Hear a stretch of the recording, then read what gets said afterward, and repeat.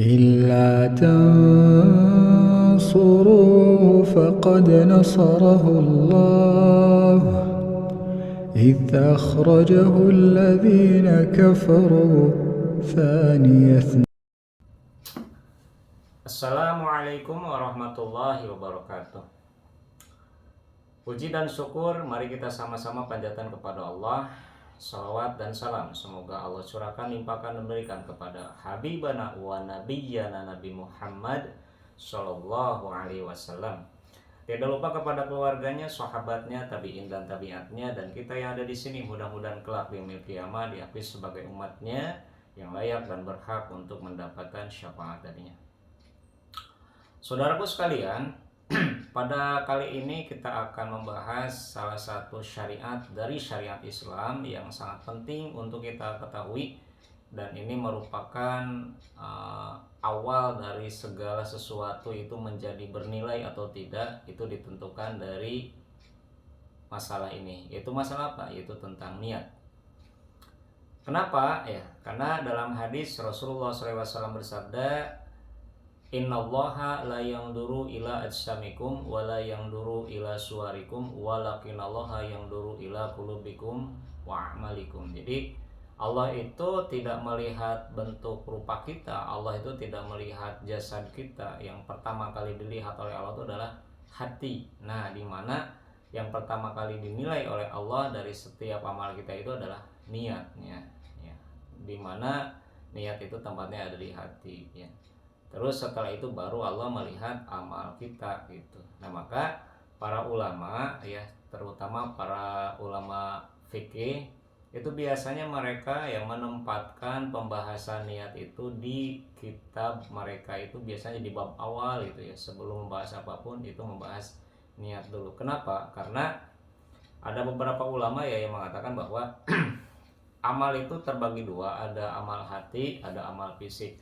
Maka membahas niat berarti membahas separuh amal. Jadi sebelum kita membahas amalnya ya harus membahas niatnya dulu. Nah, maka karena niat ini memiliki kedudukan yang sangat penting dalam sebuah amal, maka para ulama membahas tentang niat gitu ya. Bahkan ada lagi yang mengatakan bahwa niat itu adalah bagian daripada sepertiga agama. Kenapa? Karena amal itu ada yang membagi tiga. Ada yang disebut dengan amal hati, amal lisan, dan amal perbuatan badan. Nah, maka ulama yang membagi amal itu menjadi tiga mengatakan bahwa memahami masalah niat itu merupakan sepertiga dari agama. Nah, terlepas dari sudut pandang yang berbeda, ya kita mah intinya harus memahami apa itu niat. Kenapa? Karena dalam hadis yang datang dari sahabat mulia yang agung yaitu Umar bin Khattab, ya, Rasulullah SAW bersabda, Innamal a'malu binniyat, ya. Setiap amal itu ditentukan oleh niatnya. Wa innamal likulli imri'in manawa, dan Allah memberikan pahala kepada kita tergantung dengan niat yang ada di dalam hati kita. Jadi niat itu menentukan amal dan menentukan pahala, ya gitu. Sehingga oleh karena itu membahas niat itu sangat penting ya untuk kita pahami, di mana niat ini memiliki kedudukan yang sangat luar biasa dalam amal kita ya. Kenapa? Karena niat ini sangat pengaruhnya besar sekali kepada amal kita ya. Bahkan dalam satu riwayat, kelak di yaumil qiyamah yang pertama kali masuk ke dalam neraka itu bukan pezina, bukan pencuri, bukan orang yang membunuh, tetapi orang-orang yang berdosa kepada Allah karena salah niat dalam beramal. Dimana dalam hadis itu dijelaskan oleh Rasulullah SAW, ya, ini hadis datang dari Abu Hurairah, bahwa yang pertama kali dimasukkan oleh Allah ke dalam neraka itu ada tiga kelompok. Yang pertama adalah orang yang berjihad di jalan Allah dan mati di medan perang, tetapi jihad yang dikerjakannya itu niatnya bukan karena Allah, tapi niatnya itu karena ingin mendapatkan pujian dari manusia, ingin disebut jagoan, ingin disebut pahlawan, ingin disebut patriotisme gitu ya. Sehingga ketika Allah memanggilnya dan Allah bertanya, ya ibadi, wahai hambaku, aku telah memberikan kepadamu fisik yang kuat, aku telah memberikan kepadamu kekuatan, Terus dengan fisik yang kuat dan kekuatan itu, apa yang engkau gunakan? Apa yang kau cari? Nah, kata si hamba ini, saya mencari ridhomu ya Allah. Saya gunakan kekuatan itu, ya saya gunakan fisik itu untuk berjuang di jalanmu, meninggikan kalimatmu. Tapi kata Allah, kadzabta, engkau pendusta. Kenapa Allah bilang pendusta? Karena Allah Maha tahu ya isi hati dari seluruh manusia yang ada di muka bumi ini. Karena Allah tahu bahwa si orang ini berjuang di jalan Allah itu bukan mencari ridho Allah, tapi ingin pujian dari manusia. Maka kata Allah, engkau beramal bukan untuk ridhoku, engkau beramal bukan untuk mendapatkan tempat yang mulia di sisiku, tapi engkau ingin mendapatkan kehormatan dari mata manusia. Maka engkau telah mendapatkannya di dunia, dan dariku adalah neraka. Coba bayangkan saudaraku, orang mati di medan perang, matinya dalam keadaan berjihad di jalan Allah, tetapi karena niatnya tidak ikhlas, masuk neraka. Nah, jadi orang yang pertama kali masuk neraka itu ternyata dosanya dosa apa? Dosa hati. Terus kelompok yang kedua adalah orang yang Allah berikan pengetahuan, Allah berikan ilmu, ya. Tetapi ketika orang ini memberikan pengetahuan atau mengajarkan ilmunya kepada orang, itu tujuannya bukan mencari ridho Allah, tapi dia ingin disebut qori. Kalau dulu qori itu adalah orang yang suka membacakan Quran. Kalau sekarang mungkin ingin disebut hafid, ingin disebut ulama, ingin disebut kiai, ingin disebut ustadz. Dan orang itu telah mendapatkan pujian itu di dunia. Maka ketika Allah memanggilnya di yaumil qiyamah, Allah panggil dia, ya ibadi wahai hambaku, aku telah memberikan kepadamu ilmu dan pemahaman, aku telah berikan kepadamu pengetahuan. Dengan itu semua apa yang kau cari? Kata si hamba ini, ya Allah, aku mencari ridhomu, aku mencari tempat yang mulia di sisimu. Kata Allah, kadzabta, engkau pendusta. Engkau menggunakan ilmu itu untuk mencari kedudukan di sisi manusia. Engkau dengan ilmu itu ingin mencari kehormatan di sisi manusia, dan engkau telah mendapatkannya di dunia. Dan kata Allah, dariku adalah neraka. Dia masuk neraka. Kenapa? Padahal dia mengajarkan ilmu kepada manusia. Iya, tadi dosa hati apa? Tidak ikhlas dalam beramal. Niatnya bukan untuk mencari ridho Allah Subhanahu wa taala.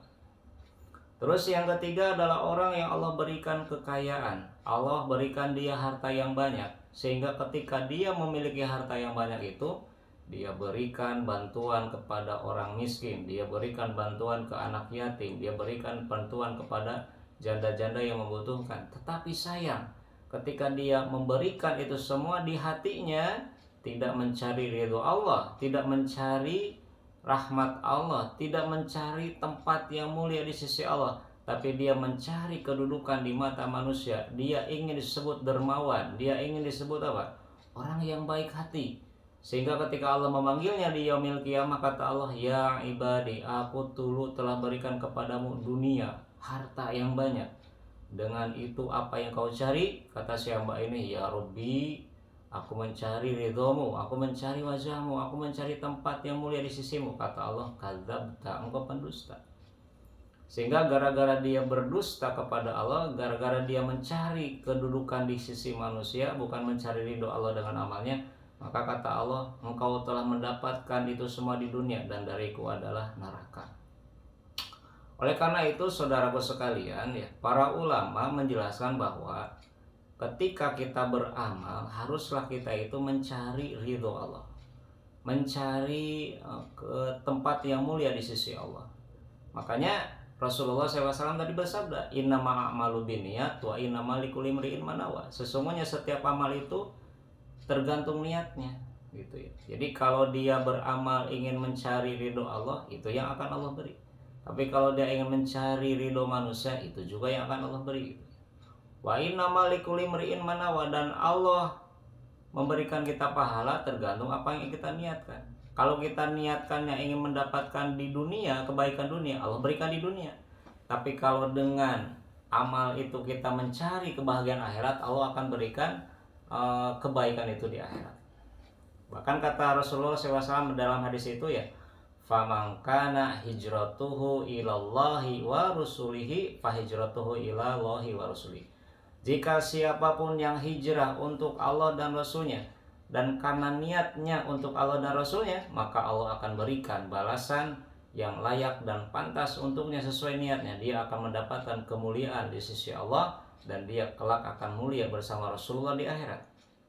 Tapi kata Rasulullah, wa man kana hijratuhu lidunya yusibuha aw imra'atin yunkihuha fa hijratuhu ila ma hajar ilai. Tapi barang siapa yang hijrah untuk mencari dunia yang dia inginkan, atau ingin mencari menikahi seorang wanita, mencari wanita gitu ya, ingin mendapatkan wanita dengan hijrahnya itu, maka dia hanya mendapatkan apa yang ia cari. Nah, saudaraku sekalian, ternyata di balik kisah atau di balik hadis tadi itu ceritanya dulu ada seorang wanita yang dilamar oleh seorang laki-laki. Nah, namanya Ummu Qais. Nah, ternyata Ummu Qais ini tidak mau menikah dengan laki-laki ini kecuali kalau laki-laki ini hijrah ke Madinah.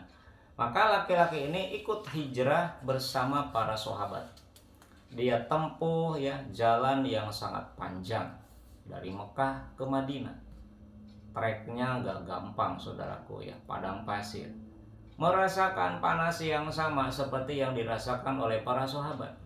Merasakan terjalnya atau merasakan susahnya ya trek yang dirasakan oleh para sahabat, sama seperti sahabat yang lain yang hijrah untuk Allah dan Rasulnya. Dia merasakan apa yang dirasakan oleh para sahabat. Cuman si laki-laki ini karena hijrahnya untuk mendapatkan hati Ummu Qais agar bisa menikah dengan Ummu Qais, maka pas dia hijrah dan sampai ke Madinah itu ya dia mendapatkan Ummu Qais. Tetapi di akhirat Allah tidak memberikan apa-apa kepada si laki-laki ini. Kenapa? Karena niat hijrahnya yang tidak sama dengan para sahabat yang lain. Nah, makanya saudaraku sekalian ya, ketika kita beramal, ketika kita berbuat kebaikan, niat itu harus benar. Makanya para ulama menjelaskan bahwa fungsi niat itu yang pertama adalah untuk membedakan jenis ibadah. Yang kedua, fungsi niat itu adalah untuk menentukan balasan apakah di dunia atau di akhirat. Contoh, kalau kita misalkan sholat qobliyah subuh 2 rakaat, sholat subuh 2 rakaat. Nah, sama-sama 2 rakaat kan? Nah, terus bagaimana membedakan qobliyah subuh yang hukumnya sunnah dan membedakan sholat subuh yang hukumnya fardu padahal sama-sama 2 rakaat? Yaitu niat tadi yang membedakan. Gitu. Atau kita mau puasa sunnah, mau puasa qadha, atau mau puasa Ramadan, sama-sama dari subuh sampai maghrib. 13 jam lebih kita nggak makan dan nggak minum. Tapi ada yang pahalanya sunnah, ada yang pahalanya pahala wajib seperti bulan Ramadan. Apa yang membedakan? Niat. Nah, jadi niat itu fungsinya yang pertama adalah untuk membedakan amal, membedakan satu amalan gitu ya. Maka niat itu yang pertama kata para ulama fungsinya adalah untuk membedakan amalan, mana yang wajib, mana yang sunnah, mana yang mubah. Yang kedua, fungsi niat itu adalah untuk menentukan balasan. Jadi kalau kita melakukan satu amalan dan diniatkan ya dengan amalan itu kita ingin mendapatkan dunia, Allah akan berikan dunia kepada kita. Cuman kalau kita beramal untuk dunia, maka jangan harap di akhirat kita mendapatkan pahala di sisi Allah. Dan ini telah dijelaskan ya oleh Allah di dalam Al-Quran, di dalam surat Hud ya. Surat Hud surat 11 ayat 15 dan 16. Di mana Allah berfirman di situ kata Allah, A'udzubillahi minasyaitonirrajim. Man kana yuridul hayata dunya wa zinataha nuwaffi ilaihim a'malahum fiha wa hum fiha la yubkhasun. Kata Allah, barang siapa yang menghendaki kehidupan dunia dan perhiasannya, pasti kami berikan balasan penuh atas pekerjaan mereka di dunia dengan sempurna dan mereka di dunia tidak akan dirugikan. Jadi kalau kita mengerjakan amalan akhirat tapi kita niatkan untuk dunia ya, seperti tadi orang pergi berjihad gitu ya, tapi niatnya ingin mendapatkan pujian dari manusia. atau orang mengajarkan ilmu kepada manusia, tapi niatnya ingin mendapatkan kehormatan dari manusia, ingin mendapatkan kedudukan di sisi manusia. Atau orang yang tadi ya, dia pergi bersedekah gitu ya, zakat, atau jadi orang dermawan lah di dunia, tapi dia ingin mendapatkan pujian di sisi manusia. Kata Allah, Allah akan berikan apa yang dia inginkan di dunia. Tapi apa kata Allah di ayat 16-nya? Kata Allah, ulaikal ladzina laisa lahum fil akhirati ilan nar, ya. Dan tidak ada untuk mereka di akhirat kecuali api neraka. Wa habitu ma suna'u fiha wa batilum ma kanu ya'malun. Dan kata Allah, dan sia-sialah di sana apa yang telah mereka usahakan. Jadi di akhirat itu amalnya itu enggak ada nilai. Kenapa? Karena Allah telah memberikan balasan di dunia, ya. Dan terhapuslah apa yang telah mereka kerjakan. Jadi itulah fungsi niat, ya. Fungsi niat itu yang pertama untuk membedakan amal, yang kedua niat itu fungsinya untuk menentukan balasan dan pahala. Oleh karena itu saudaraku, ketika kita mau beramal, ketika mau berbuat kebaikan, maka niat ini harus lurus gitu ya. Harus mencari ridho Allah. Kenapa? Karena memang Allah memerintahkannya begitu ya. Kita harus beribadah itu untuk mencari ridho Allah, jangan mencari ridho manusia dan jangan mencari dunia. Kenapa? Karena kalau dunia ya tidak mesti kita beribadah pun pasti dikasih sama Allah dunia. Jadi antara rizki sama amal soleh sama ibadah itu nggak ada keterkaitan. Kenapa? Karena kalau rizki sama ibadah itu ada keterkaitan, maka orang kafir dapat rezeki dari Allah. Misalkan begini ya, kalau kita yakin bahwa kalau kita rajin sholat, rajin sedekah, maka rezeki itu jadi lancar. Oh, ini kurang tepat. Kenapa? Faktanya banyak orang yang tidak sholat dan tidak sedekah, tapi ada yang sama Allah diberikan dunia yang banyak. Kenapa? Karena urusan ibadah mah urusannya urusan akhirat, mencari ridho Allah, bukan untuk mencari dunia gitu.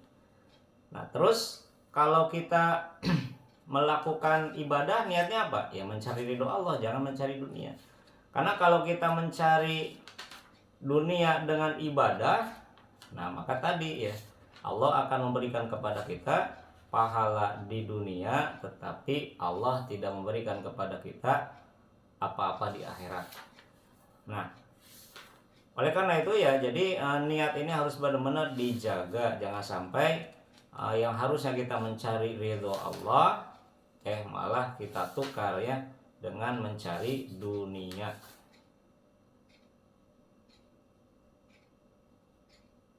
Nah, itu. Bahkan saudaraku ya di dalam surat Al-Baqarah ayat 272 ya, Allah di situ berfirman, "Wa ma tunfiquna illa btigha'a wajhillah," gitu ya. Dan kata Allah, dan janganlah kamu berinfak melainkan untuk mencari ridho Allah. Artinya apa? Allah tidak pernah ya menyuruh kita untuk mengerjakan sedekah, ibadah apapun itu ya untuk mencari dunia, tetapi harus kita gunakan niat yang benar ketika kita menegakkan ibadah, yaitu untuk mencari ridho Allah. Karena kalau urusan dunia kita rajin ibadah ataupun kita tidak rajin ibadah, pasti alokasi gitu ya. Makanya lihat orang kafir yang tidak ibadah pun alokasi rezeki, karena antara ibadah dan rezeki itu tidak ada keterkaitan. Artinya Allah memberikan rezeki kepada manusia tidak dituntut untuk ibadah ya. Allah memberikan rezeki kepada manusia tidak dituntut menghamba kepada Allah. Ada yang menghamba ke setan, ada yang menghamba ke berhala, ada yang menghamba ke jin. Allah kasih rezeki ya. Makanya kalau kita udah paham urusan itu, jangan sampai kita menukar ibadah kita untuk dunia. Semoga yang sedikit dan singkat ini memberikan manfaat. Insya Allah untuk selanjutnya bab niat ini akan ada bagian keduanya, karena ini baru sebagian kecil dari pembahasan niat. Insya Allah mudah-mudahan ada waktu dan kesempatan. Semoga apa yang saya sampaikan ini bermanfaat buat semuanya. Akhirul kalam, assalamualaikum warahmatullahi wabarakatuh.